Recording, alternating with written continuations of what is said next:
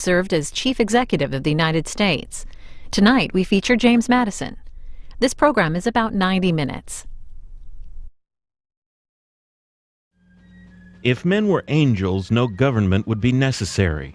If angels were to govern men, neither external nor internal controls on government would be necessary. In framing a government which is to be administered by men over men, the great difficulty lies in this. You must first enable the government to control the governed, and in the next place, oblige it to control itself. James Madison, 1788. He's known as the father of the Constitution, but James Madison was still a young man when he began shaping American political policy. At 25, he assisted in writing the Virginia State Constitution.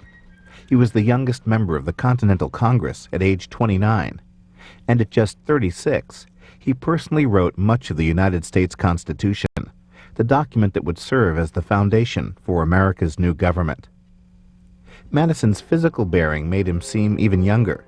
He was 5'4" and about 100 pounds, with a soft voice that seldom carried to chamber back benches. To help compensate for his height, he adopted a springy walk that made him appear taller. He was from Virginia, where he was born to a slaveholding family and raised at Montpelier, his family's estate. He attended what is now Princeton University in New Jersey, where, already ambitious, he tried to do without sleep so he could study more. Known to friends as Jemmy, Madison was 43 when he began courting Dolly Payne Todd, a widow living in Philadelphia with a young son. Aaron Burr, Madison's friend from their days at Princeton, arranged for an introduction. In a letter to her best friend, Dolly wrote enthusiastically of meeting the man she called the Great Little Madison. The Madisons were married in September of 1794. They never had children of their own. They moved into the president's house in March of 1809. He was the nation's fourth president, serving 2 terms until 1817. George Clinton and Elbridge Gerry were his 2 vice presidents. Though Madison's policies weren't universally adored, his wife certainly was. Unlike her husband, who dressed in black, played chess, and suffered from anxiety attacks, Dolly Madison was vivacious, liked cards, and wore bright colors, silks, and turbans. All of Washington wanted to enter what author Washington Irving called the blazing splendor of her drawing room. In 1812, Mrs. Madison arranged the first wedding held at the White House.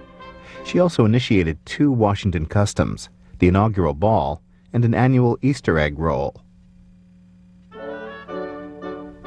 Madison's administration coincided with the War of 1812, which in 1814 escalated to include attacks on American soil.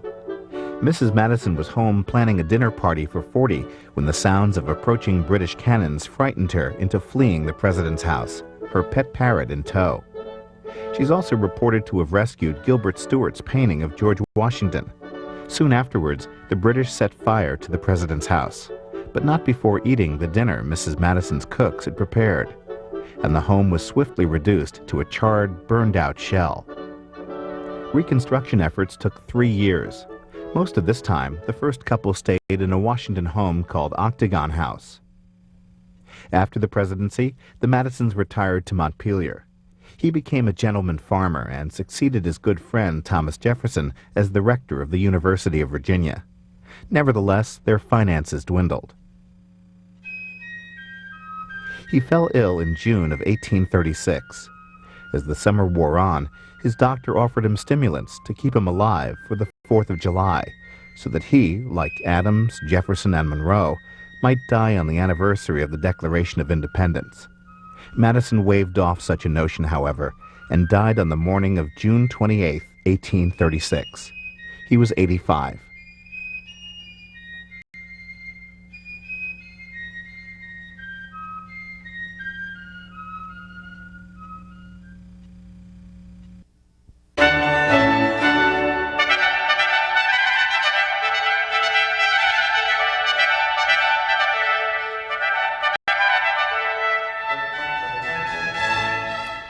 Welcome to the fourth in our 41 programs on the American presidents. This is Montpelier, the home of James Madison, which is at the foot of the Blue Ridge Mountains in central Virginia. A little difficult to see this morning because there's some cloud cover in that area. This is located about 90 miles south of Washington, D.C., and we'll be spending the next hour and a half talking about James Madison with our guest. We're going to begin with Jack Rakove. He's a Pulitzer Prize-winning author and a historian and a professor at Stanford University. Then Kathleen Steeso-Mullins will join us from Montpelier. She's the executive director there. Holly Shulman is an expert on Dolly Madison, and Lynn Lewis will join us later in our program. She's an archaeologist at Montpelier to talk about that. We begin live from Stanford, California with Jack Rakove this morning. Good morning, Professor. Good morning. We have been at Mount Vernon, we have been at Quincy, Massachusetts, and at Monticello, talking about Thomas Jefferson. Now we move on to Montpelier. What are we going to see different in James Madison that we haven't seen in the first three presidents that we looked at? Well, I think the first thing you'll see different is that it's proven to be much more difficult to reconstruct Montpelier, the history of the house and exactly what it looked like when Madison lived there, than it has any of the other three sites you've visited so far. And that itself may tell us something about the relationship of James Madison, or at least the presidency of James Madison, when we set it against that of his three predecessors. You know, there's a terrific amount of information we know about the history of Monticello, where you visited last week. Anyone who's been to Mount Vernon knows that there's a similar amount of detail that's already been recovered about the history of that house and the Adams household in Quincy, which I haven't visited for years, but I've been to, is the same. Montpelier, next to those three houses, remains, as I understand it, something of a mystery and something of a puzzle, and perhaps that also says something about the way in which, at least in terms of presidencies, Madison's reputation as president has been in some ways eclipsed in comparison to that of his predecessors, certainly in terms of Jefferson and George Washington. We've learned that he was had a little soft voice, that he was the shortest president that we had. Do those kind of physical attributes have anything to do about this, what you have characterized as a lack or a lessening of information about him? No, I don't think it has anything to do with with that. It has more to do with, in a certain sense, the kind of privacy that Madison maintained in many ways about his own life. And it also has to do, I think, much more, from a historian's perspective, with the nature of his correspondence. Certainly next to John Adams or Thomas Jefferson, whose correspondence is fascinatingly detailed and rich and complicated, and which ranges across a whole array of different subjects. Madison seems like a much more focused person. His correspondence volume, which actually I'm just editing to come out in the fall, is first and foremost in largely political in nature.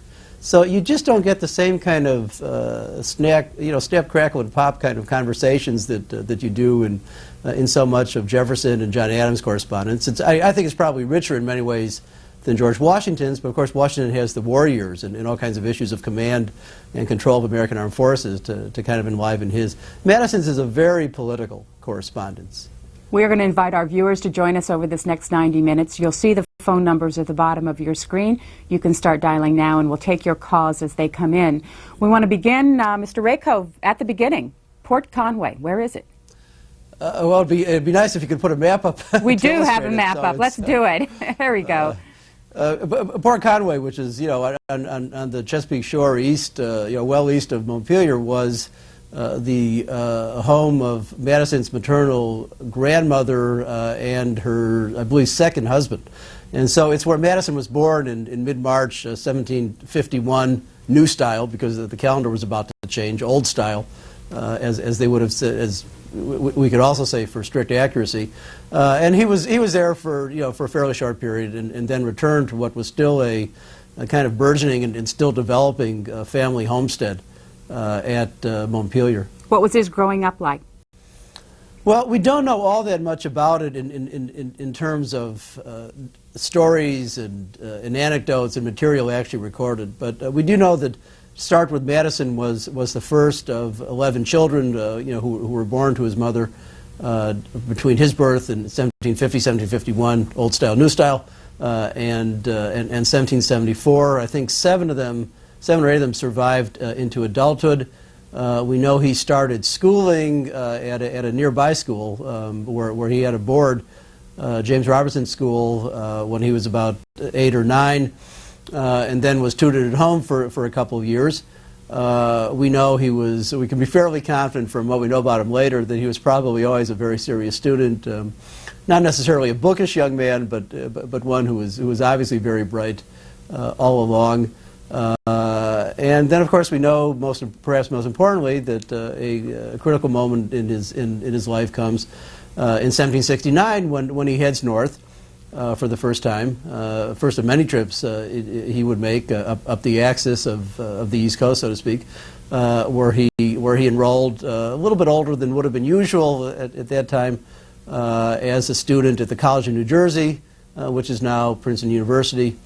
He boarded at Nassau Hall, which of course remains kind of the centerpiece of the Princeton campus.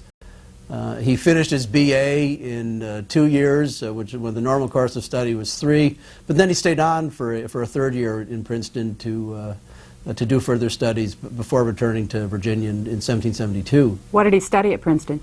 Well, he studied pretty much everything that the young college students would have studied in the 18th century, which meant, among other things, that he continued in his studies, which he began at a much earlier age, in Greek and in Latin. He would have read a fair amount of divinity. Princeton was a New Light Presbyterian school. New Light here means it's been kind of caught up in the fervor of the Great Awakening, kind of a revival of Calvinist theology that kind of swept through the colonies in the mid-18th century. Princeton is a kind of Scottish Presbyterian outpost in certain senses. He would have read a fair amount of history. He would have read a lot in the same kinds of political readings that most of the framers of the Constitution, most of the signers of the Declaration of Independence, most of the leading American revolutionaries would have read. We have records of the kinds of orations that students gave at Princeton, at graduation time or on other occasions.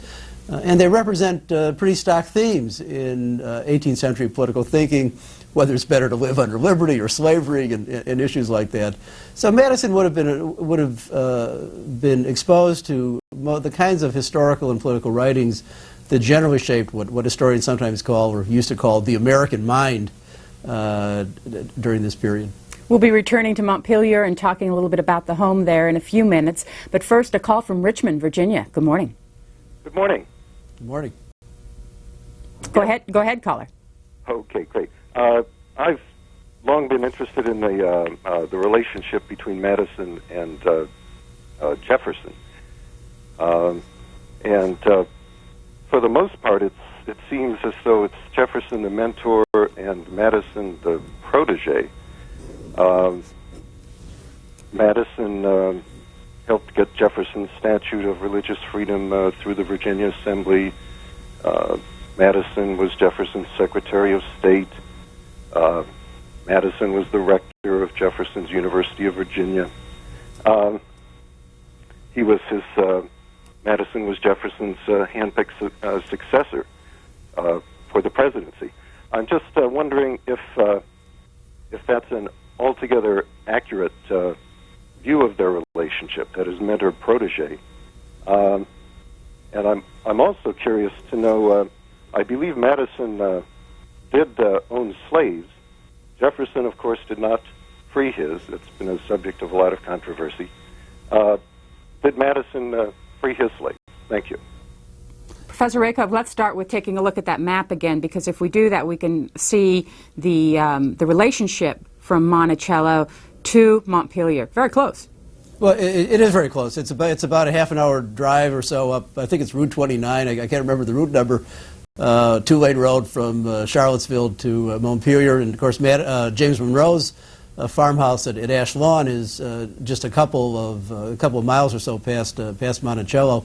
And certainly during their retirements, the two went back and forth with some frequency whenever Madison and Jefferson happened to be in the same neighborhood. So the caller asked me, a fairly broad and open-ended question, which I could actually spend the better part of half an hour, if you wished. Give us a 2-minute version. Try to answer it. But the short version starts by saying that the caller is somewhat right, but I wouldn't say completely altogether right. I mean, the friendship between Madison and Jefferson is, I think, probably the single most interesting and, in some ways, most attractive friendship in all of American political history. And because Jefferson was the older man, and because Madison, in many ways, chose to present himself as Jefferson's lieutenant or subordinate, there is certainly something to be said for the idea that Jefferson is, in some sense, the superior, or at least that Madison is often in Jefferson's shadow. But it's a much more complicated story than that, which, of course, is what historians always like to say about matters like this. For one thing, the intellectual dynamics of the friendship are quite interesting, and they're exposed in a number of passages of correspondence, which historians like myself have looked at very, very intently. Jefferson, I always like to think of as something of a streak hitter, or a guy who was more inclined to shoot from the hip, or as Madison says shortly after Jefferson dies, that he had the habit common in men of great genius of expressing in strong and round terms impressions of the moment. The way this plays out is that Jefferson always takes very strong and sharply opinionated statements on things, and then Madison, who had a much more calm and patient and, I think, in some ways discriminating mind, Madison then has to go through the activity of kind of calling Jefferson back and reminding him of some of the difficulties of the positions to which Jefferson's logic, if you really work it out, will follow.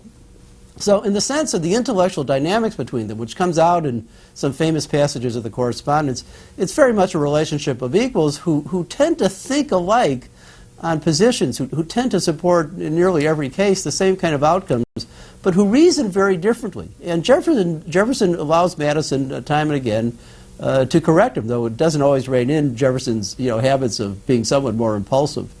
I think the other thing to be said is that there's a kind of curious passage in the 1790s when Jefferson has come back from France at the end of 1789 and becomes Secretary of State at the time when Madison is really the floor leader in the House of Representatives.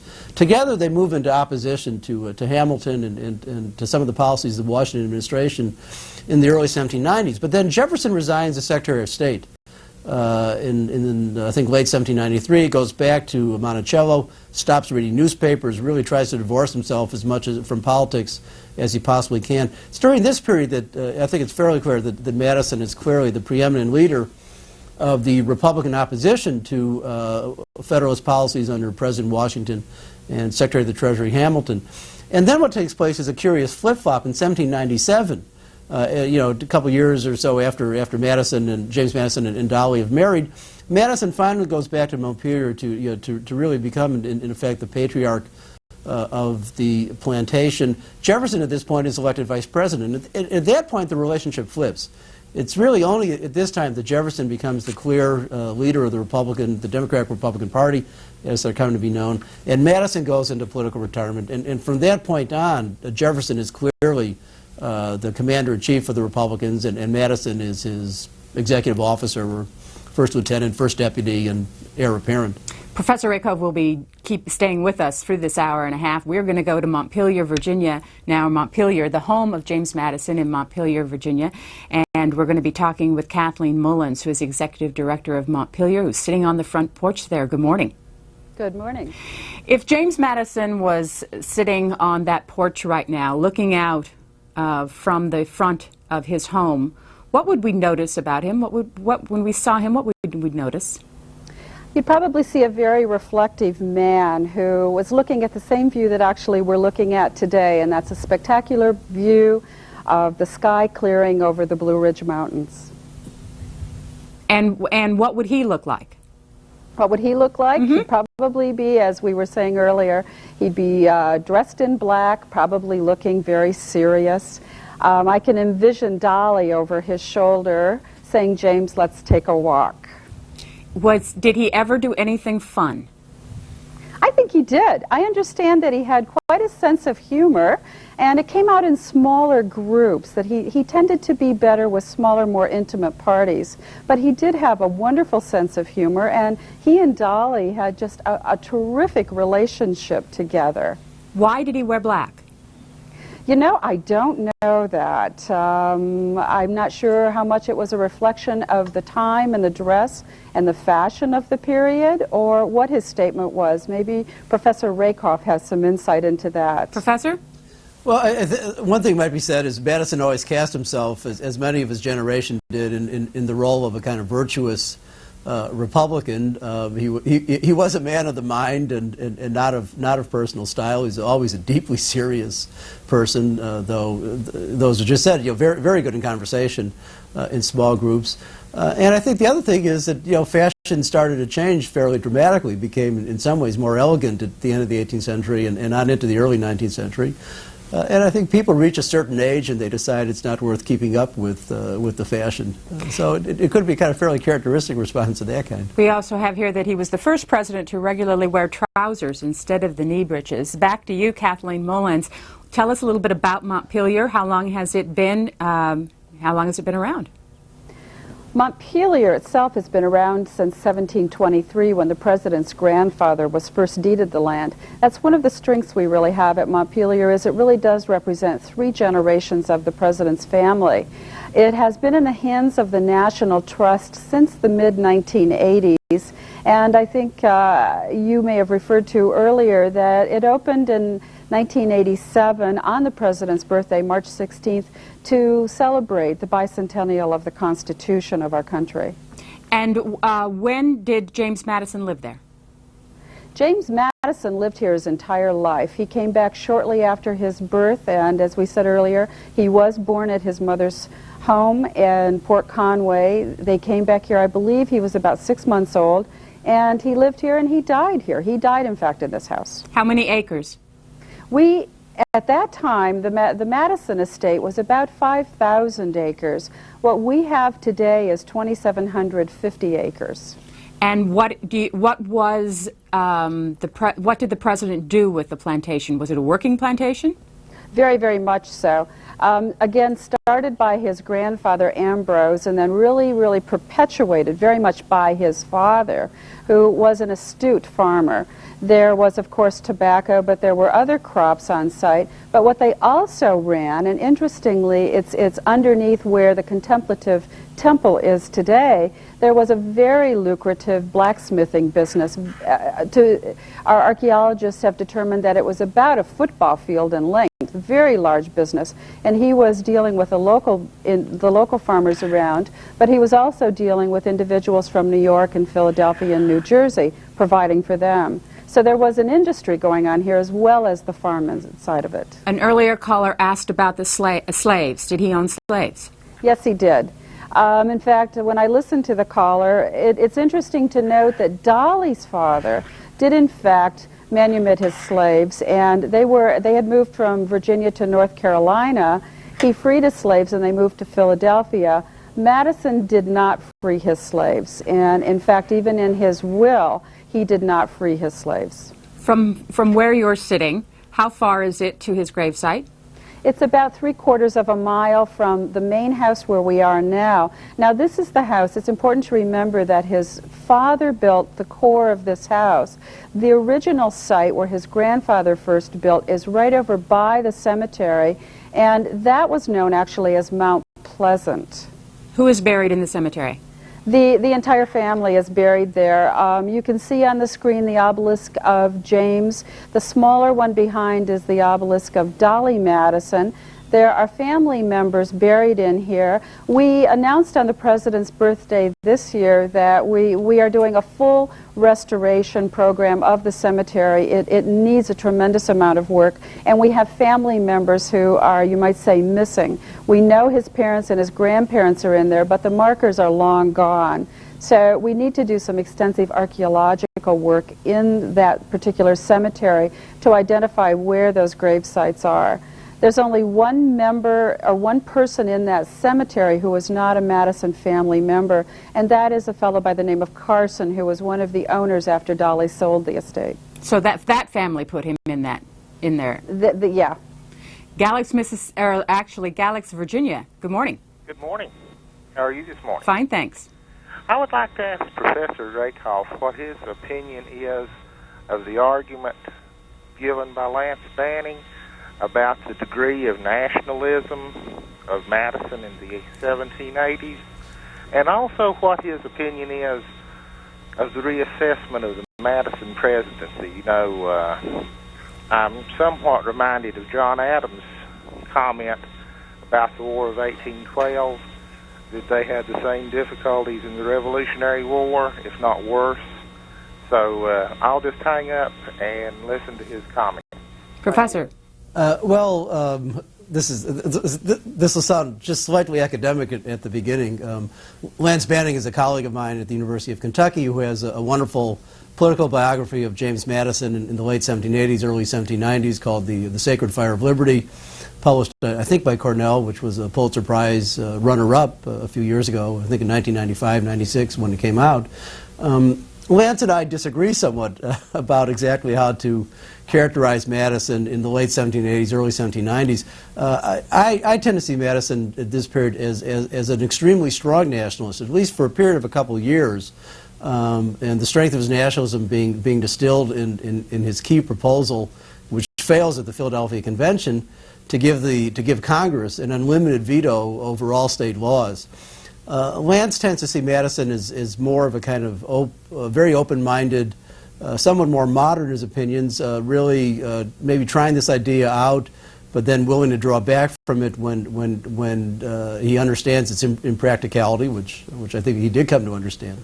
So this is a kind of disagreement among historians as to just how do you characterize the depth of Madison's nationalism. I think there was I personally think, that in 1787, 1788, at the time when he's writing the Constitution, Madison was in some ways in a deeply reactionary, very conservative kind of mood, very critical of the way in which state governments were operating, really wanting to relegate them to a position well below the level of what might be called the state sovereignty ideas of the 1790s, though it's certainly true, as Lance argues very effectively, that he does move away from that position very quickly. Now, the second question about how do we think about Madison's presidency is also an enormously open-ended one. The War of 1812 was not one of our happier wars. Most historians would certainly argue that better diplomacy, a shrewder assessment of the foreign policies of France and of England in the years leading up to the declaration of war should have inclined the United States to lean a little bit less towards France and to be a little bit more tolerant of English positions. And certainly the war, once begun, had the characteristics, seemed to often have the characteristics of a potential debacle. The fact that the national capital was burnt 2 years into the war certainly isn't a very happy testament to the strength of American preparedness or the quality of American military leadership.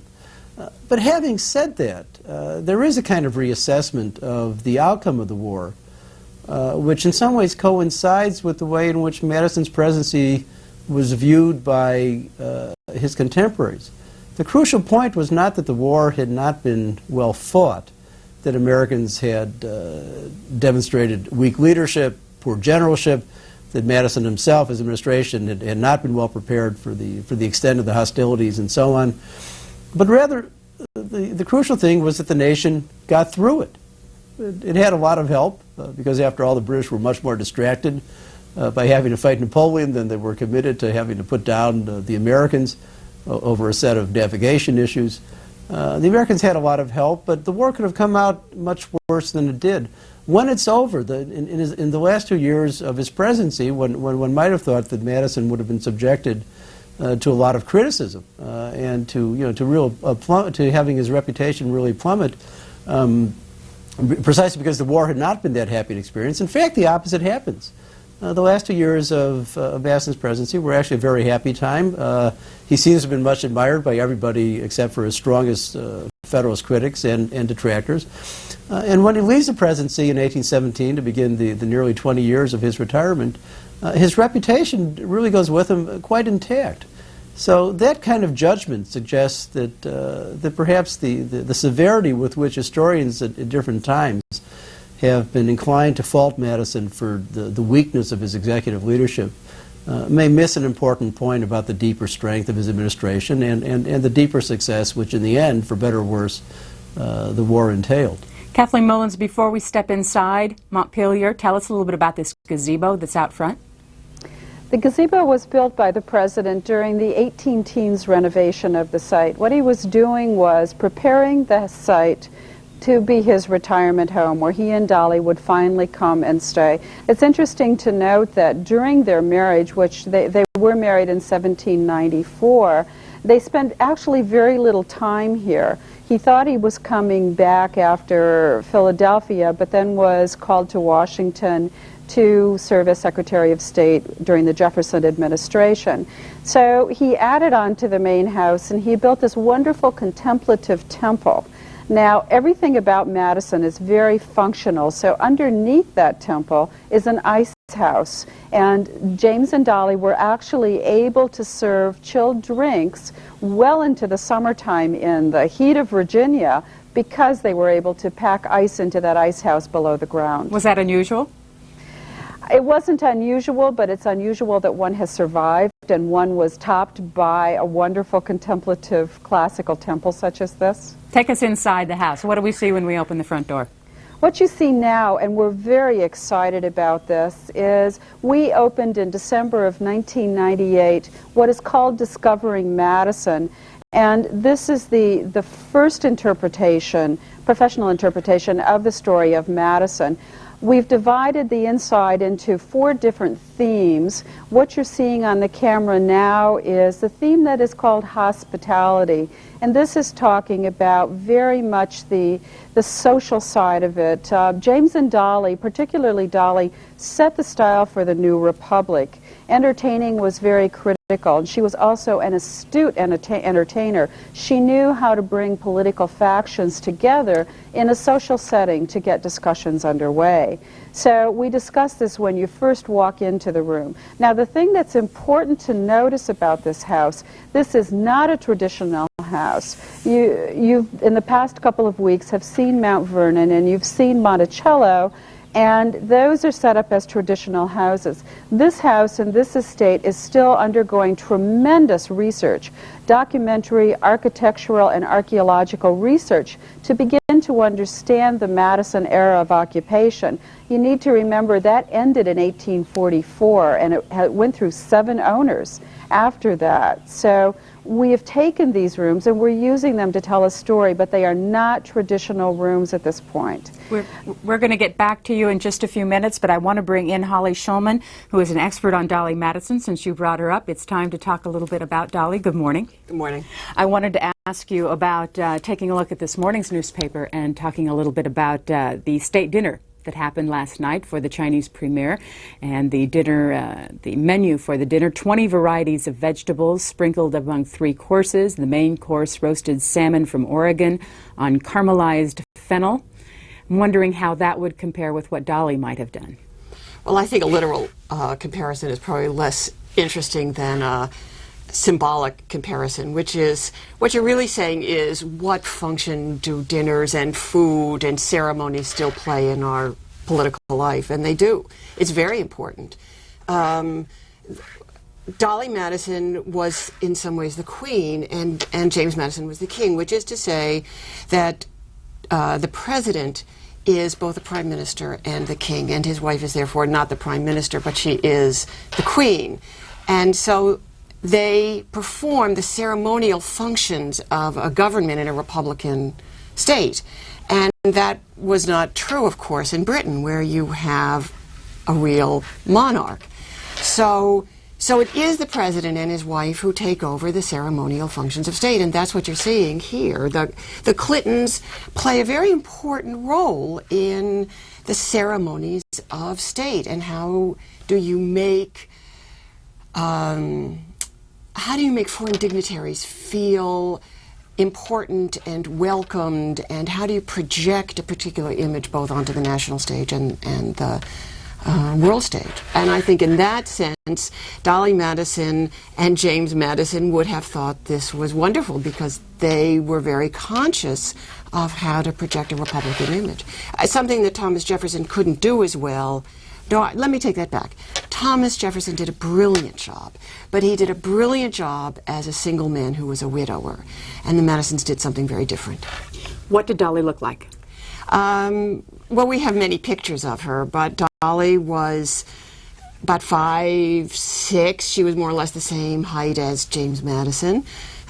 She had dark hair. She had ringlets. She cared a great deal about looking beautiful and fashion. The 4 girls in the family, she came from a family with originally 8 children, 4 boys and 4 girls, and they were all social successes. She seemed to be at times more plump and less plump, and But if you look at James Madison's pictures too, there are times in which he seems a little smaller and a little bit bigger. That's true, and that's of course the painter's eye as well as Sure. the actual person. We do have a photograph of Dolly Madison, but she's quite old. It's a photograph? We do. It's a daguerreotype, and it's from 1848. And but that's the only photograph we have. After all, we're talking about a technological shift here. We know James Madison was 43 years old when they married. How old was she? She was 25. She was a widow. She had 2 children. One had died. She had married a young Quaker lawyer named John Todd. And John Todd, there's no record particularly of their marriage, but there's also no record of anything disharmonious in their marriage. What we know is a wonderful marriage. But yellow fever there was a yellow fever epidemic in Philadelphia, and both of her in-laws died, and her husband died, and her infant son died within a week. So I think that was quite a blow. But then she was a widow. She went back into Philadelphia, and within a year she had married James Madison. John Todd was a Quaker. She was a Quaker. When she married James Madison, she was read out of the Society of Friends. Polly Schulman is here in our studio in Washington. She has studied the papers of Dolly Madison. We have Jack Rakove, who is in Stanford, California. He has written a lot, and including a Pulitzer Prize-winning book about the Constitution, has written a lot about James Madison. And in Montpelier, the home of James Madison, we also have Kathleen Mullins, who's joining us as executive director there. We'll take a call for Berkeley, California. Hello. Go ahead, Berkeley. One more time for Berkeley, California. I have a question for Professor Rakoff. Go ahead. Various biographers, Brandt among them, have noticed a curious event when Madison attended Princeton. At the time of graduation, I believe his class consisted of 9 members. It was common for each of them to give a speech at graduation. Yet, curiously enough, Madison did not give a speech. There was an illness at that time. There was also some question of his relations with President Witherspoon of Princeton. Do you have any comments on that period of his life at graduation? Well, nothing as explicit as I think the answer you're seeking. I can't offer an explanation as to why Madison was not a commencement speaker. It may or may not illustrate the fact that he did have a certain shyness about public speaking, as in some ways did Jefferson, which he worked to overcome. There are various accounts at later events, such as the Virginia Ratification Convention, and sometimes when Madison speaking in the first federal Congress and its debates are being published, that his remarks can't quite be heard, and so the reporter can't fully report what was said. So he may not have been a natural orator, although it's always been my sense that when Madison spoke, behooved everybody to listen because he was so smart and would lay out the options so well. Having said that, I think it's fairly obvious that the Princeton years were formative for Madison in a couple senses, and he must have been quite happy while he was there. For one thing, even though he didn't finish early because he wanted to go home, he finished early because he was so smart and was doing so well, and then he chose to stay on and pursue additional studies. And then, perhaps more important, we know that when he goes back to Virginia in the early 1770s, perhaps somewhat preoccupied for reasons that I think still remain fairly elusive, with his health. He seems to go through a period where it appears in various of his letters to his college friend William Bradford that Madison seems to have felt he may not live very long, his health was delicate. There's a lot of speculation about what the source of that delicacy must be. But it's clear that Madison really pines for the intellectual life and the stimulation that he had encountered in college, and really by virtue of his exposure to Northern society. You know, you have to remember that going back to Montpelier, as beautiful a place as it is and as stunning a view as it has of the Blue Ridge Mountains, was also in many ways quite an isolated environment. It wasn't isolated in terms of family, because Madison had, you know, all his siblings and cousins, I think, literally by the score in the surrounding countryside.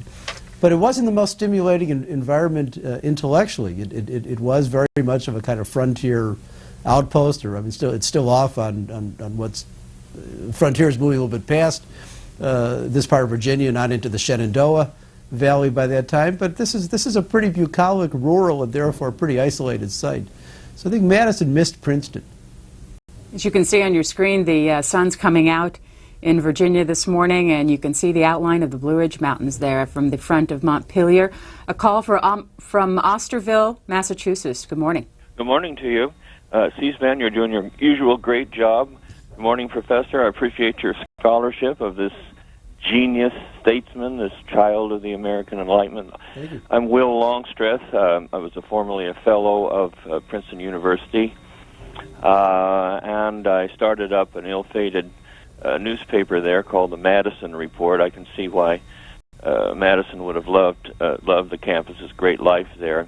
I understand, caller, that Woodrow Wilson was the only other president who attended Princeton. Absolutely, and his dining room, his former residence is now the faculty club there at Princeton. Your question for our guests. Well, I did have this comment. I think it's quite striking that both Monticello and Montpelier were offered for sale to the public at really ridiculously cheap prices. I know that Monticello was available in the early 1920s for about $25,000, and didn't sell for that price, and then eventually sold for I think about $10,000. And then, of course, Montpelier was available, as I recall, for around $600,000 around the 1980 mark or so. So I thought that was just a striking kind of a condition of affairs that prevailed. But my question would be this. The American Enlightenment and the idea of a temple of reason, and the reference I have in mind, of course, is to the Encyclopedia Britannica, the Scholars Edition of 1911, where the early presidents of the United States were characterized as deists. Jefferson certainly was. I wondered if you had a comment about Jefferson's religious beliefs, and I'll stand by. Okay, thanks very much. Let's go. I'm sorry. About Jefferson or Madison? I think he meant Madison. But let's start first with Kathleen Mullins and ask the first part of that question regarding the sale of Montpelier. Yes, thank you very much, because that's incorrect. The house was sold. Let me go back to when Dolly sold it in 1844. And James Madison was dead then? He was dead. He died in 1836, and Dolly ended up selling the estate in 1844. It went through 6 owners before the DuPont family bought it in 1900, but it wasn't for sale in the 1980s. Marion DuPont Scott, who was the last DuPont resident to live on the site, bequeathed the estate to the National Trust for Historic Preservation. And that's how it came into the hands of the National Trust. Holly Shulman, it wasn't purchased. Holly Shulman, why did Dolly Madison sell Montpelier? She needed the money. She needed to get rid of the house. She couldn't sustain the house anymore in the larger picture. Immediately, William Madison, who was one of James Madison's brother and the only surviving brother at that time, was threatening to pursue a debt that James Madison owed him. And for that debt, he was threatening to sell off slaves. And one of the slaves actually wrote to Dolly Madison. We have that letter from a woman named Sarah. And she said, this is a crisis. What are we going to do? There's a threat to sell us to what were called Negro buyers. And at that point, Dolly Madison decided that it was better to sell the estate and try to leave the slave families intact than to just let this suit go on and let this crisis continue. So she sold it to a man named Henry Moncour, M-O-N-C-U-R-E. I'm not sure I pronounced that correctly. Elizabeth Mullins, why was Dolly in debt? There were a number of things going on at this particular time. There had been a series of years of crop failures at this time. She also, her son Payne Todd was an alcoholic and a gambler, and the Madisons during their lifetime had spent $40,000 on his debts. Dolly continued to pay his gambling and his alcoholic debts even after James had passed away. So you have a combination of bad crop years, you have an estate that is beginning to be in tremendous need of work, and you have a son who is really running her into debt, and you get a situation where she really has no choice but to sell the estate and move back to Washington permanently. You have another room in the house that you want to show us. We have actually 4 rooms that we opened as part of Discovering Madison. And the room that you're showing now is the one that is dealing with family. This is the extended family of James and Dolly Madison, and family was extremely important to the Madisons, especially to Dolly. What this room really shows is, and you can see in the one corner there, we have a dress that is made from an actual pattern cut from a dress of Dolly Madison's in a fabric that very, very closely matches the original velvet. So that gives you sort of a feel for how Dolly looked, what her size was, her stature. We also have in this room, which is just wonderful, is Dolly's engagement ring. We have very few artifacts from the Madison era, but the ones that we have are extremely special, such as her engagement ring. I must say, too, while we're talking about Dolly again, is that there's a special thing happening this year. The United States Mint has offered a silver dollar with Dolly's image on this. And she's only the 3rd woman to appear on U.S. currency, and she's the First Lady. So this is a wonderful commemoration. What this is marking is the 150th anniversary since Dolly's passing in 1849. When did she die? She died in July. In July of 1849. Correct. Holly Shulman, where did she die? She died in Washington, D.C. She moved in 1837 after James had been dead for about a year. She moved back to Washington, D.C. to Lafayette Square, right around the corner from the White House. She had a house there which had belonged to her sister.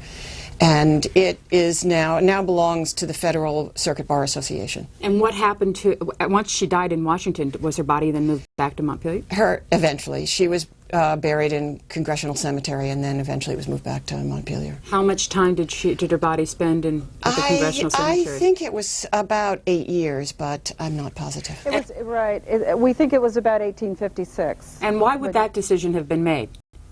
To keep her in Washington before moving her back? Do you know, Kathleen Mullins? I really don't know. I think it's because the estate, I'm going to make an assumption here, that the estate was in transition, and I think that it took them a while to really determine what best they were going to do. Interestingly, that was the same time when they moved Dolly back here that they put the obelisks up for both James and Dolly. So the one that's in there now does date to 1856. Kathleen Mullins, how long have you been at Montpelier? I came in 1996. And what did you do before then? I was in Indiana at the Northern Indiana Center for History. And what's the next big thing happening at Montpelier? Well, with the opening of Discovering Madison, this has given us a solid professional footing on the story of Madison. What we are doing now is a full site master planning to create a synergy on this site of 2,700 acres and 135 structures. What we are also doing is extensive archaeological work. We're doing architectural research on the main house, which I think you're going to see some later. We are working with the architectural historians at Colonial Williamsburg to help us to understand the Madison-era house. When you look at the main house, keep in mind the Madison house was 12 rooms. The house today is 55 rooms. If you throw in the bathrooms, you have 77 rooms in this house. So we are really continuing our research. We're continuing the documentary research and really trying to better understand the Madison story and devise unique ways. Now, this is a very non-traditional site, but devising unique ways to be able to tell the story of this great couple on this estate. This is a memorial to the contributions and the ideals of James Madison. It is not going to be a recreation of James Madison's Montpelier. When are you open for the public? We're open every day. We open at 9:30, we close at 5, and that's 7 days a week. And the only days we're closed are around Christmas, New Year's, of course Thanksgiving, and the first Saturday in November, because we are carrying on the tradition of the DuPonts by running the Montpelier hunt races. How expensive is it to come and visit there?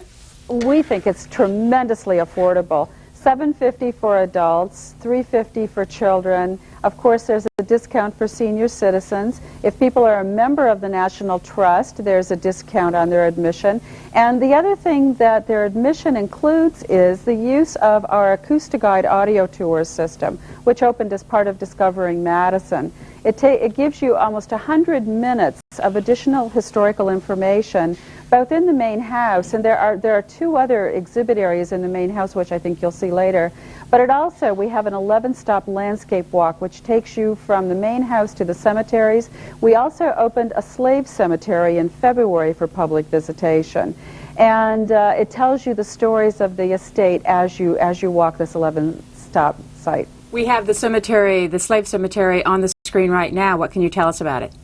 Our archaeologists have found 41 grave sites. These are depressions in the ground marked at the foot and the head by, most of them, by quartz stones, very crude. And we wanted to open this because what we have tried to do with Discovering Madison is to tell a very inclusive story. This is a story of families, black and white, who lived together for 3 generations. They depended on each other. So we have really included the slave story, the African American story, into the Madison story. The walkways, as you're seeing now, take you back to the berm of the slave cemetery, which is in a wooded area just off to the side of the main house. And how many slaves might have been there?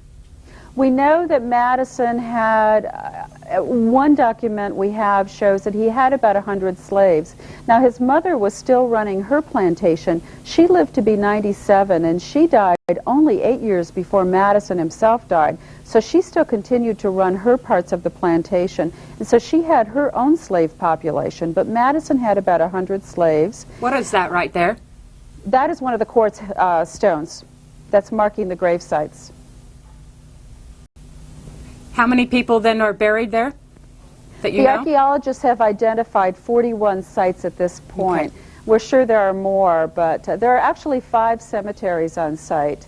The Madison Family Cemetery and then the Slave Cemetery are the 2 that are open for public visitation.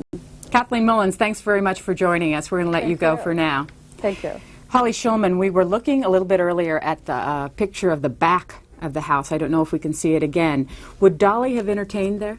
That's what someone asked me when I first came in here. Of course, it depends on the time of year and how many people she had. On the 4th of July, they would have 100 people, and they would obviously do that outside on, I assume, wooden planks set up as tables and so on and so forth. But in the month of December, they would have been inside. Aspen, Colorado, you're next for our guest. Hello. Hello. You're on the air. Go ahead. All right. Thank you. This is to Mr. Ray Cove. I'm a direct descendant of Humphrey Madison, and he was killed by Indians. What I need to know is if he was James Madison's brother or his uncle. Mr. Rakov, do you know? I'm not enough of a genealogist to want to take a stab at that one. Well, when did Humphrey live? Humphrey lived, he was born in 1725. And why don't, and how do you know that he's related to James Madison? His name is Humphrey Madison, and I have the and his father was either Ambrose Madison or James Madison Sr. This is what I need to know. And I know he was married to Mary Dickinson Brown, and he was killed by Indians. But I need to know if he was the uncle or the brother. Mr. Rakov, you said earlier that there were somewhat, did you say 8 living brothers and sisters at that time? Madison's the eldest of, James Madison, the president, is the eldest of 11 children, of whom I believe 7 or 8 survive into adulthood, though, of course, his brother, Ambrose, who I think was the second youngest brother, dies about 1793. I really can't help the caller with the genealogy, but I suspect that it shouldn't be too hard to pin this down. You know, Madison himself was a little bit skeptical about the value of genealogical research having to do, you know, the family origins are quite interesting. The Madisons in America begin with a ship carpenter. The first Madison, who spelled his name with 2 D's, John Madison, comes into Virginia, I think about 1653. It's Madison's great-great-great-grandfather, if I have that right. And he had kind of typically modest beginnings. He was a ship carpenter. He invested in the indentured servant trade, which was the heart of immigration into Virginia in the 17th century. And if you paid for the transportation of a servant to the New World, you would get a head right to 50 acres of land. So the first Madison begins evidently as an artisan who had earned enough money to invest modestly in the Virginia servant trade, and then cashes his head rights in at the time when other Englishmen are doing the same thing, mid-17th century, founds a small estate, continues to invest in the servant trade, and to pay for the transportation costs to bring servants over, which are absolutely crucial to the growth of the population, and founds a large enough estate that they start to move into the ranks of what would then have been the Virginia gentry, and then every succeeding generation over the course of the next 3/4 of a century, into James Madison's own time, enlarges upon that initial investment and expands the estate. And of course, as the Virginia aristocracy, as it starts to emerge and coalesce, was wont to do, they start marrying with each other and producing this incredibly complicated network of cousins and what's sometimes called a kind of cousinry. Which helps explain why Madison has so many first cousins, second cousins, nieces and nephews, by the score and by the peck. But there's a fairly substantiated genealogy there. So I would think the caller should be able to run this problem down. I'm not the right guy to do it, though. Where are the best papers of James Madison? Well, the bulk of Madison's papers are readily available at a number of sources, because the great preponderance of his surviving papers are in the James Madison papers at the Library of Congress, and they've been available on microfilm for a number of years now. And Holly Shulman, where are the papers of Dolly Madison? The original papers of Dolly Madison are spread all over. Again, the largest collections at the Library of Congress. But there is the papers of James Madison, and that's a presidential paper project, which is at the University of Virginia. And so for the ordinary reader who would prefer not to struggle through handwriting, you can refer to the letterpress volumes of the papers of James Madison. They started collecting Dolly Madison letters in the 1950s. And so they have about 2,000 letters. And then beyond that, in the Library of Congress, there are other items which we might call ephemera, such as invitations and calling cards and so on. What kind of website do you have, and what can people learn about Dolly Madison? Thank you for asking. We've just put up a website. It's part of the Virginia Center for Digital History, and it is just the beginnings, showing something about what a website can do. The first real project will be to take the letters at the University of Virginia and make them fully searchable text, and then to take her 2,000 letters and make them fully searchable as a scholarly tool. And beyond that, then I think we will work with schools in Virginia to begin to bring Dolly Madison into the schools, and also to branch out into women of that generation, women in the early Republic. An earlier caller asked a question that we haven't answered yet, which was what was his belief in God? Professor Rakov, can you help us there? Well, in some ways, Madison was very private, especially the older he got, about the nature of his religious beliefs. He wrote extensively to his correspondents and believed very deeply, as did Jefferson, in principles of separation of church and state and the freedom of conscience. But to trace Madison's inner convictions, his inner beliefs about the nature of the deity, is a tricky question. I mean, he certainly starts out in an Anglican family. He's exposed at Princeton, as I said earlier, to a kind of outpost of Scottish Presbyterianism, if you will, with new light enthusiasms thrown in. When he goes back to Virginia in the early 1770s, there's some evidence in the surviving letters from this period of a kind of continued interest in religious affairs and continued interest in theology. We know he certainly was well versed in theological disputes, and he remained somewhat interested in them.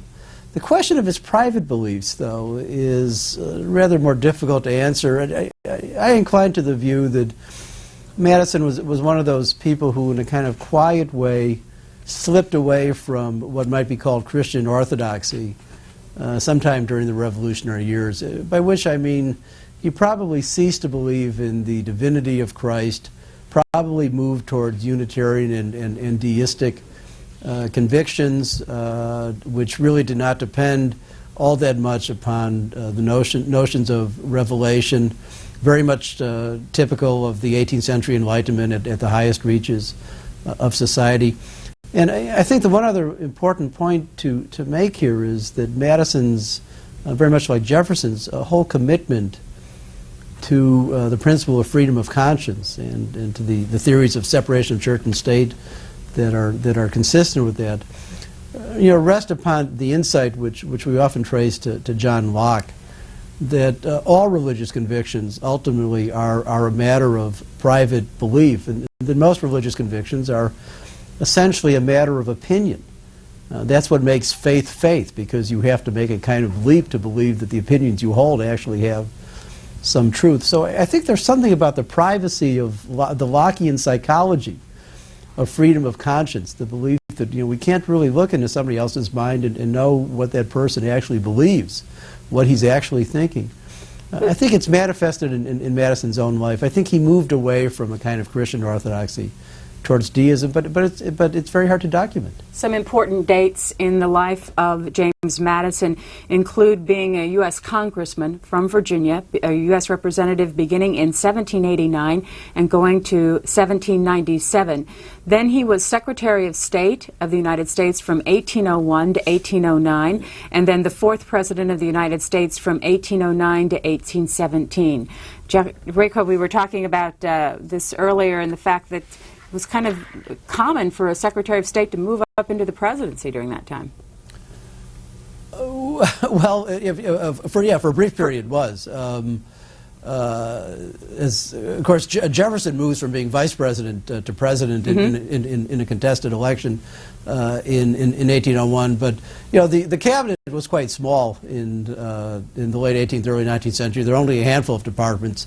Secretary of State, which was primarily but not exclusively concerned with foreign affairs, was far and away the most important one, and that, of course, was because, somewhat to the surprise of the framers of the Constitution, of course, they had anticipated the French Revolution and the enormous impact that would have not only on Atlantic politics in the international sense of the term, but also on American national interests. I mean, they had thought, when they adopted the Constitution in the late 1780s, they probably thought that the United States would have to be busy for a few years negotiating treaties of commerce with nations like Britain and France and Spain and other European powers, and that once those treaties were negotiated, the United States could rely essentially on commercial relations with Europe and not really have much to do with its political affairs. What happens, though, of course, is the French Revolution breaks out almost at the same time as the new government is getting into operation. It leads to, of course, enormous conflicts that go on for a quarter century in Europe, the wars of the French Revolution and then the Napoleonic Wars. And it gives Americans wonderful opportunities to make profits from Europe's strife, but wonderful opportunities also brought real dangers. And Madison and Jefferson and indeed John Adams and Washington and Hamilton are all buffeted back and forth by their conflicting notions of what where the true national interest lies, whether the United States should tilt towards Britain or towards France, how vigorous it should be about enforcing neutral rights.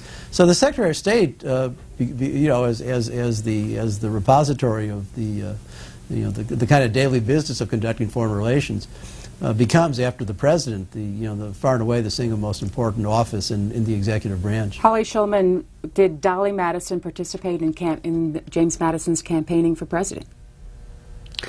People didn't campaign for president in the way that you think of campaigning for president, so no. But James Madison didn't participate either. Maybe that's a short answer. We're going to take a call now from Frank Franz. He is with the James Madison High School in Vienna, Virginia. Hello, Mr. Franz. Mr. Franz, are you there? Yes, I am. Good morning. How are you? Fine, thanks. How did your school get named James Madison High School? I have absolutely no idea. It's mainly connected to the fact, educated guess here, the fact that Madison was a Virginian. And how far are you away in Vienna, Virginia, from Montpelier? Oh, we are probably about 2 hours from Montpelier, north of Virginia, or north of Montpelier. We're about 10 miles just outside of Washington, D.C. and Vienna. What do you do at the school? I teach American government and world history and geography. And what do you teach in terms of James Madison? We mainly concentrate in government on the creation of the Constitution and looking specifically at a couple of the Federalist Papers, Federalist number 10 and 51, during the ratification. What do the kids think of James Madison? Pretty smart guy. It's, for someone to basically be the father of the Constitution, and the fact that during the Constitutional Convention, he's the one who took the notes, and he's the one who also helped push it through the Virginia ratification debate. Mr. Franz is a member of our C-SPAN in the Classroom, and if you're interested in finding out more about this, because we're doing a whole series of programs that's interrelated with our American President series, you can come on the internet and find us at cspan.org/classroom, or you can call at 202-626-4858.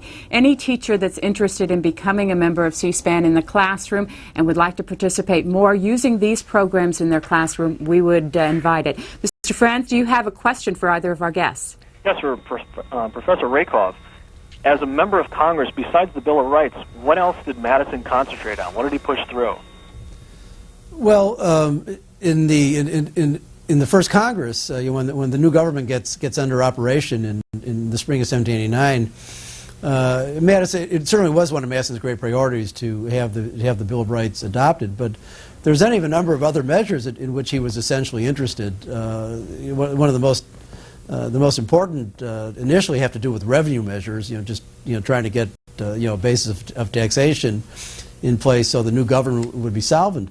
But then, of course, very quickly, by 1790, 1791, Madison gets involved in the famous disputes which arise out of the presentation of Secretary of the Treasury Alexander Hamilton's various plans for assuming the state debts, which Madison opposes, Hamilton's plan for chartering a national bank, by which Madison is skeptical for constitutional reasons. And those get tied in turn with the ongoing discussions, as I'm sure you know, about where the national capital should be located, where there's a kind of a rivalry primarily between the Pennsylvanians and the Virginians, but the New Yorkers also implicated as to just how far north or how far south the new national capital, the new federal district, should be built. And so these all get tied together in what's called the Compromise of 1790, in which Madison and his allies kind of dropped their opposition to Hamilton's plan to assume the state debts, and at the same time the way is cleared for the Potomac site to be chosen, with all its mosquitoes and marshes, and its hot weather, as the site of the national capital. And then, of course, what happens in succeeding years, especially from 1793 on, is that once the government is organized, issues of foreign policy, disputes about tilting towards Britain or tilting towards France, come to the fore. And so the second half of Madison's service in the House of Representatives, which ends in 1797, is really preoccupied with disputes about foreign policy, about commercial policy towards Britain, and then, of course, the great dispute over John Jay's treaty with Britain. Frank Franz is joining us on the telephone. He is at teacher's school at James Madison High School in Vienna, Virginia. Thank you for joining us. And Mr. Franz, again, is a part of C-SPAN in the Classroom. If you're interested, again, in talking with somebody about our C-SPAN in the Classroom series, you can go to call 202-626-4858, or go on the web at cspan.org/classroom. Let's take a call from St. Augustine, Florida next. Good morning. Hello? You're on the air. Go ahead, ma'am. Okay, I have like a two-pronged question. One, I wanted to ask the professor if he thinks that James Madison was the author of the working document that the Constitutional Convention, I guess the Virginia Plan it was called. And my daughter is doing a paper on James Madison. She's a junior in high school. We're actually from Atlanta. We just happen to be vacationing in St. Augustine at the moment. And so she is researching this, and I've been reading some of the books she's been bringing home. And the second question is, does the professor think that James Madison's greatest contribution was the Constitution itself, the Bill of Rights, or the actually pushing through the ratification process? Professor. Right. Well, the story of the Virginia Plan, I think, is an interesting one that we don't fully appreciate. The convention was supposed to meet in, I believe it was May 14th, 1787. And we know that Madison prepared very extensively for the convention and really took upon himself the role of trying to set an agenda. There are three very interesting letters he writes to Jefferson, Washington, and Edmund Randolph, the governor of Virginia, in March and April 1787, which lay out his agenda for the convention. And then there's an equally fascinating document called the Vices of the Political System of the United States, which is a memorandum that he prepares for himself, which is a brilliant work of political analysis in which you see him for the first time pulling his thoughts together.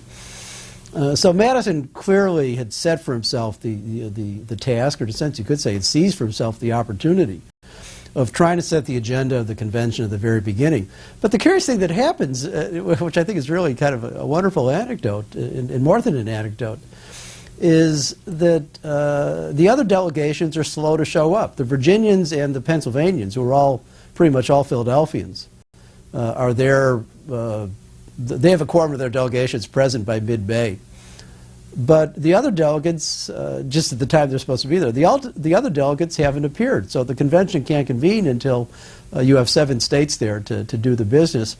So it's in this interval, which in effect is created by a kind of accident, that the Virginians seized the opportunity, which they also felt was kind of incumbent upon them as a responsibility, to actually draft a set of articles, which becomes the Virginia Plan that Edmund Randolph reads on May 29th. But, it's worth speculating.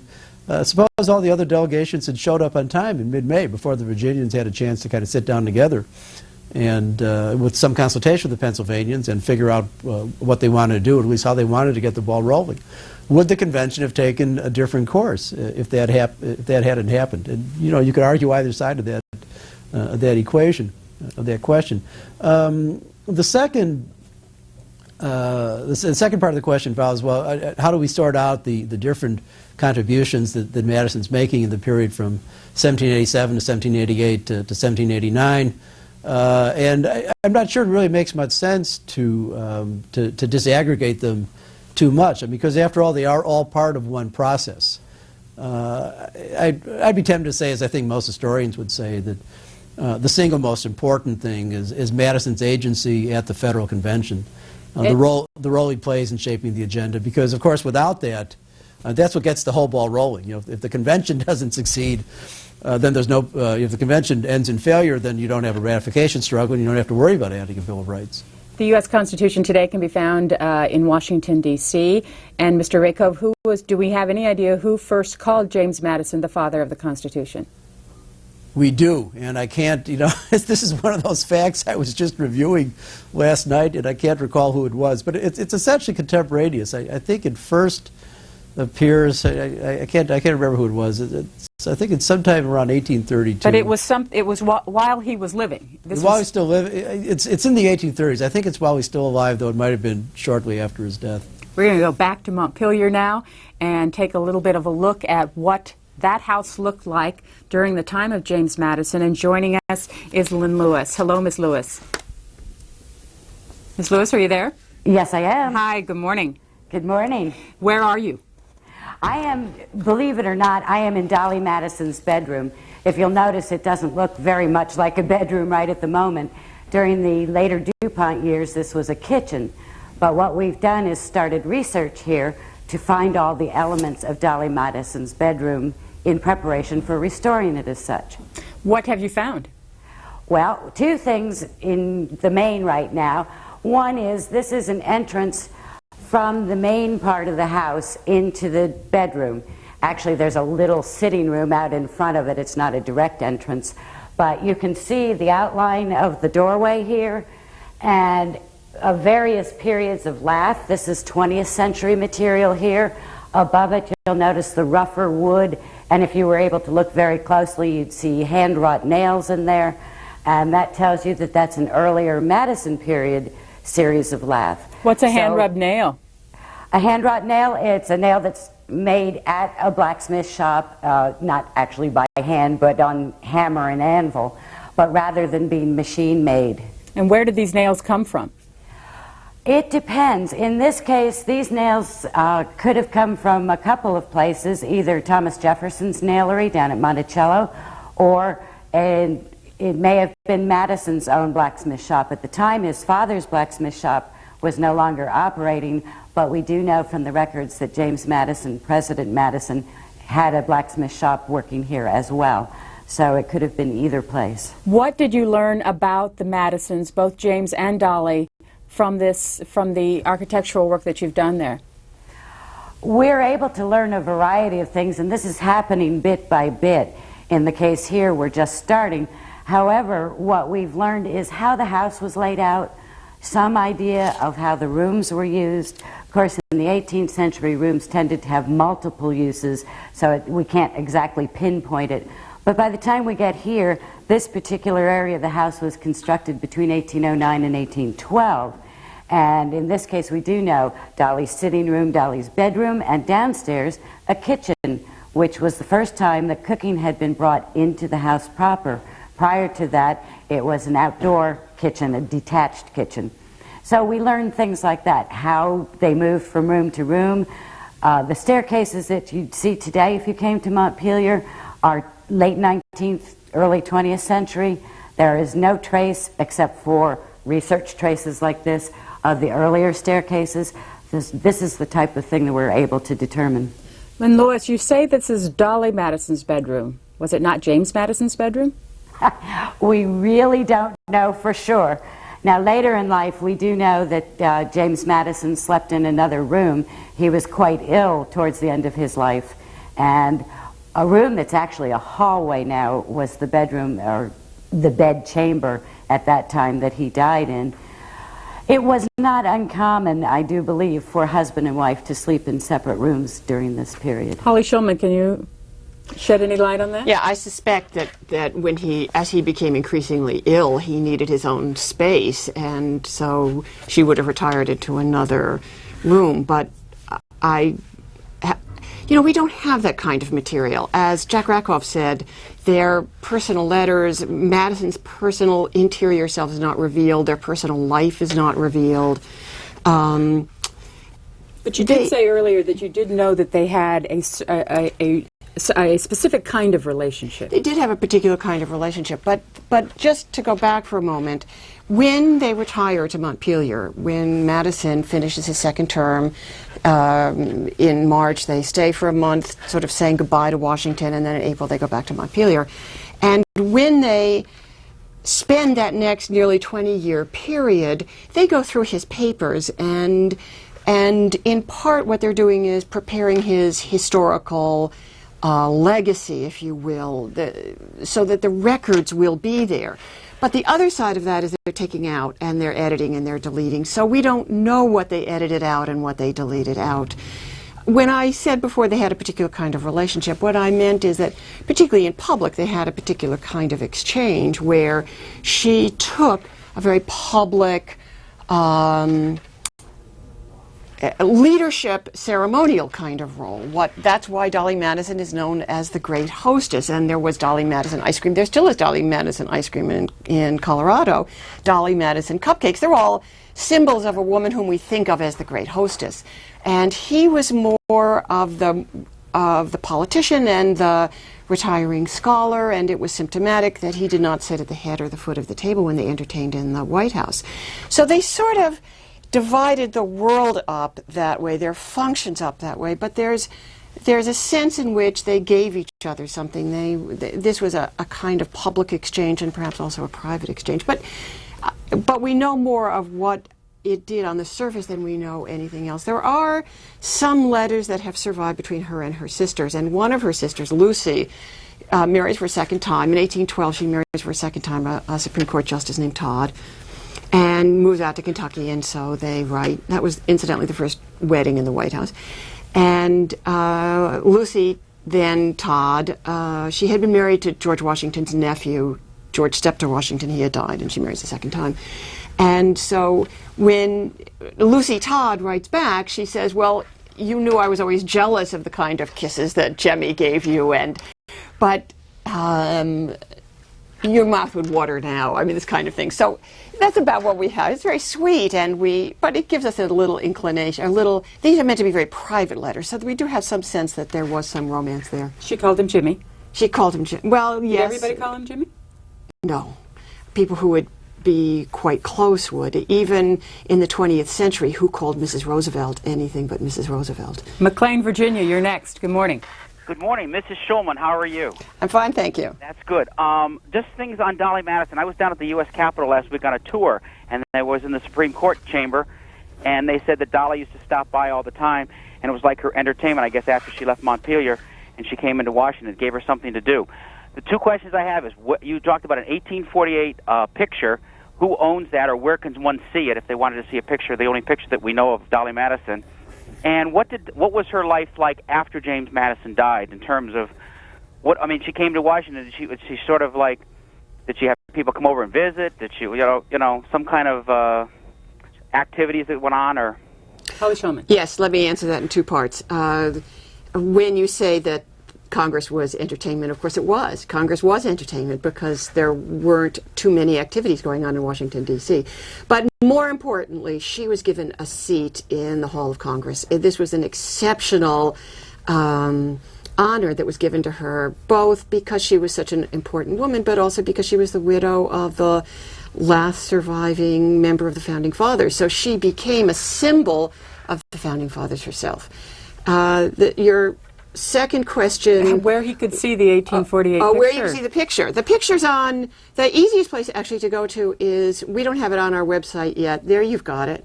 And it's also on the American Memory website at the Library of Congress. And how old was she here? That's 1848. That's a year before she dies. Marietta, Georgia, go ahead. Hello. Good morning. You're on the air, ma'am. Good morning. Thank you for C-SPAN. Good morning. Go ahead with your question, ma'am. I've been reading a biography on... You need to turn the television set down, ma'am. You're getting a lot of feedback.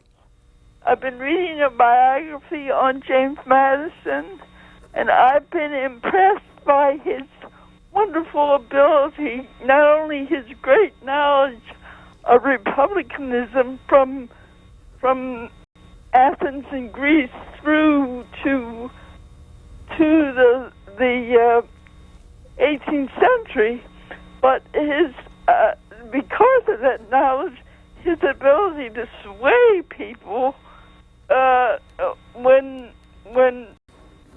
forming the Constitution, to understand why certain aspects of the Constitution were so important to ensure liberties. And which biography are you reading? Ralph Kitcham's. Mm-hmm. And I am amazed at how much underrated I believe he is. Thanks for the call. Jack Rakove, she talked about republicanism. Was he a Republican as we understand that word today? Well, no, he's actually one of the founders of the Democratic Party. Okay. In that sense. So when people talk about republicanism in the 18th century, they're talking about a very different set of values than the ones we would first ascribe to. And now it means a kind of interest, in one sense, in the history of the classical republics and the republics of the early modern period. But more important, it really involves having a deep faith in the capacity of people to be self-governing, or of a community to be able to govern itself in opposition to the other forms of government, monarchy or aristocracy. It also means what's a little strange for modern readers to think about. The idea of a republic also carries with it, as a lot of scholars have argued over the last generation, the idea that citizens, when they act as citizens, are supposed to act not to assert their interests or not to act out of selfishness, but really to try to work hard to subordinate private interest to public good. That the virtue of the citizen is a kind of act of self-effacement, that you don't go into politics to pursue your own interest, you do it to pursue the common good. And here Madison actually occupies a kind of very complicated place in the history of American political thinking, or we could say really the history of political thinking more generally. Because on the one hand, Madison is deeply committed to the principle of popular government, that communities ought to be able to rule themselves and not rely upon aristocracies or monarchs to decide things for them. But in his critical political writings, and Federalist 10 is the one source that's always cited on this, Madison actually moves very dramatically away from that traditional belief that if you wanted to be a Republican, you also had to emphasize human virtue in this self-denying way. Madison argues, as everybody who's read Federalist 10, I'm sure will remember, that we have to take people pretty much as we find them. That, in fact, people have opinions, they have passions, they have interests. Most people can't really, in most times, can't really rise above their opinions, their passions, and their interests to think long and hard and deeply about what the true public good is and what the common interest actually entails. So Madison's theory is that you're trying to use the vices of individual life, of individual selfishness.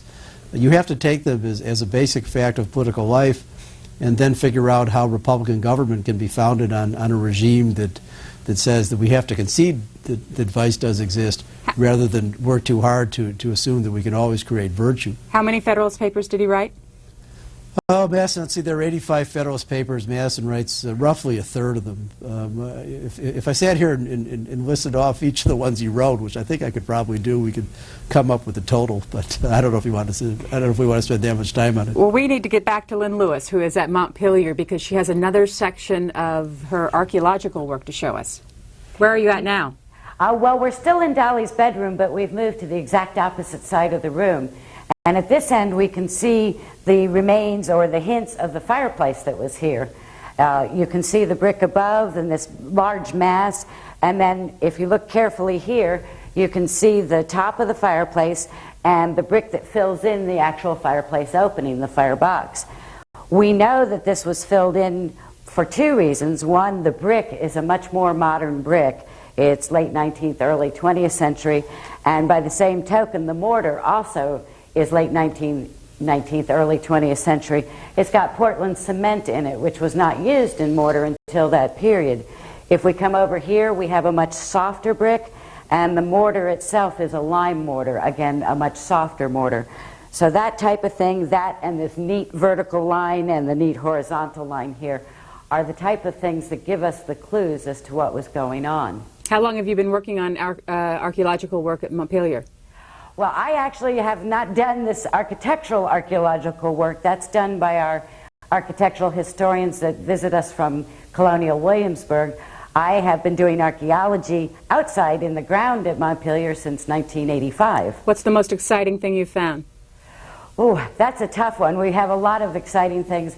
I think one of the most interesting things was the detached kitchen. I made reference to it earlier, where cooking took place outside Montpelier until at least 1809, and the kitchen that we excavated for several summers was constructed around 1760, about the same time as the main core of Montpelier, and was used evidently right up until 1809. Do we have any idea how extravagant that Dolly Madison's bedroom would have been? In terms of furnishings and the way it looked, we have some hints. We do know that she liked damask. She liked red damask and she liked yellow damask, and there is a reference from a friend of hers who visited and came into the sitting room and bedroom, and she does refer to red damask. The description is a little vague, but it seems like it was quite nicely furnished. Lynn Lewis, thank you very much for joining us. You're quite welcome. Holly Schulman, was Dolly Madison the first wife of a president to be called the First Lady? She was the first wife of a president to be called the First Lady. She was also the first Lady, other than a few months of Abigail Adams, to be in Washington, D.C. And I think that's what really sets her stage there. That the capital, for the first year, the capital was in New York, and then it was moved to Philadelphia. And then in 1800, it was moved to the Adams family moved very briefly into the White House, and Abigail Adams very famously complains about how damp and unfinished the building is, and how they need so many fires to keep it warm, and nobody will give them wood despite all the forests around Washington. But Jefferson then brings in his own furnishings, and he sets up the White House as the executive mansion. But what the Madisons do is they proceed to set up truly a national executive mansion that belongs to the people. This is not Madison furniture the way Jefferson created it with Jefferson furniture. She does it with an architect named Benjamin Henry Latrobe. And so she creates a national space. So, as I say, on the one hand, we know that she's famous for her love of material things, but on the other hand, she's creating a space which really does set a tone for what a national executive mansion should look like. And that needs to meet all kinds of demands, from what are the foreign expectations of the British minister sent to the United States, to the Federalists, who are always critical of whatever it is that the government is doing, to the Republicans, who feel that virtue resides in simplicity. And so how is she going to do all of these things and still have it only be one place? And so she struggles hard with this and does a good job. Jack Rakove, we're almost out of time. I wanted to ask you about James Madison's vice presidents. There's a kind of curious irony to Madison's vice presidents. The two he had were first kind of inherited from Jefferson was George Clinton, who would, and the second is Elbridge Gerry. Both had been in effect his political opponents back in the late 1780s. Clinton was the long-standing governor of New York, a very interesting politician in his own right, who had been a strong nationalist in the early 1780s, but then becomes very opposed to the federal government and opposes the Constitution in 1788, and works pretty hard to keep New York out of the new government, or at least to prevent it from ratifying the Constitution. Elbridge Gerry, Madison had served in the Continental Congress with Elbridge Gerry, who was a very wealthy merchant from Marblehead, Massachusetts. And Gerry, of course, had been at the Constitutional Convention. Gerry I always think of as really the first genuine political maverick in American history. Gerry's at the convention, I think, pretty much the whole time in 1787, but like Madison's colleagues, George Mason and his close friend Edmund Randolph, Gerry decides not to sign the Constitution and becomes kind of a thorn in the side, opposing its ratification in Massachusetts. But then, of course, there's a great political change in the 1790s, and they all become political allies in the Democratic-Republican Party, the forerunner of the great modern Democratic Party, or what was known in the 19th century as the democracy. Gerry has a very successful diplomatic stint in the late 1790s, trying to patch things up with France during the period of the so-called Quasi-War. Goes on to become the Republican governor in Massachusetts at one point. So there's a kind of, it's not so much that politics makes strange bedfellows, but that the kinds of changes, the transformations in politics that took place from the late 1780s into the 1790s brought these guys back together. We are out of time, unfortunately. Thank you both for joining us. If you'd like to continue this conversation, go to our website at americanpresidents.org, and there you can participate in the chat room. It's beginning just now as we're finishing up this program with Gerard Gawalt. He is with the Manuscripts Division of the Library of Congress, so we can answer more of your questions about James Madison. And we hope you will join us live from the James Monroe Museum in Fredericksburg. That's the next stop on our 41 President tour around the country as we're talking about the 41 men who served as presidents of the United States. Again, our thanks to Holly Shulman. And once again, your website, can you give us an idea about where people can find it? You flashed it on your screen again. It's quite a long... it's moderntimes.vcdh.virginia.edu/madison/index.html. Holy cow. Holy cow. This is part also, there it is on the screen, with the associate editor of the Papers of James Madison, David Matter, and we are editing the correspondence of Dolly Madison. That will be a select edition of her letters, and eventually on this website will be the complete letters. Jack Rakove has written many books. Here are two of them. This one here is Original Meanings, for which he won the Pulitzer Prize. And on this one, he has a biographical work of James Madison. Professor Rakove, joining us from Stanford, California. Thank you very much. Thank you. And thanks to our guests and our callers.